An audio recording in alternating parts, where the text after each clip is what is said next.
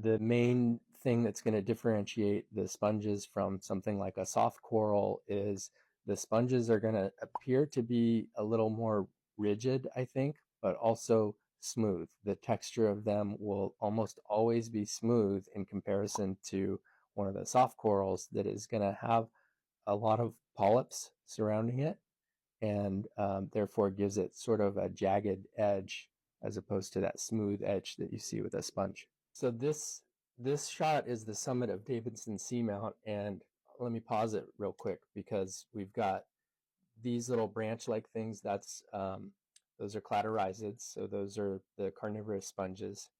This is Pharea, which is a hexactinellid, and they're very ruffly. We call them a white ruffled sponge. They just look like white lace, ruffly lace or something.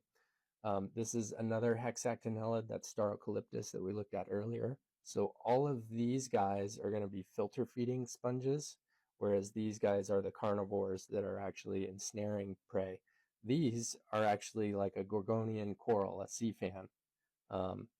So these have polyps, which none of these sponges have, right? And a polyp is sort of like a mouth that is surrounded by tentacles. If you think of an anemone, that's basically like a polyp, right? And so corals are colonies of polyps. So one of these large corals is probably going to have hundreds to thousands of little tiny polyps.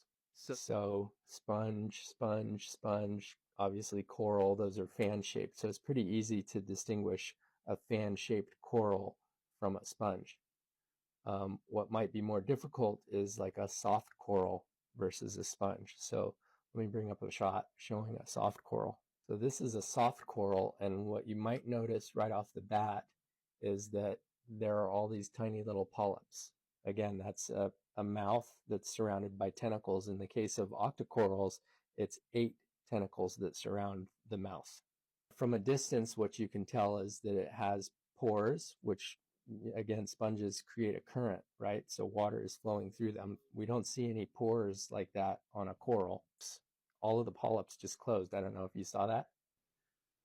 Watch this. So they're open, right? Watch them.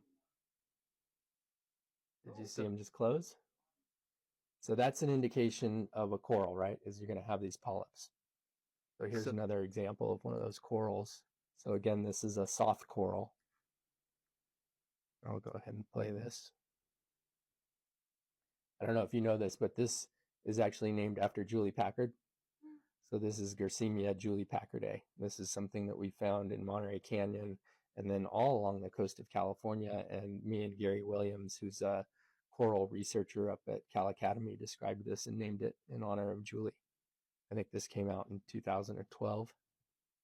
So that actually, I mean, I could see how that could get confused with a coral because it does sort of, I mean, these almost look like little polyps here, but those are actually just spicules. But the dead giveaway for this, for me, to differentiate this from, say, a cnidarian or a coral, is that number one, I'm not seeing polyps.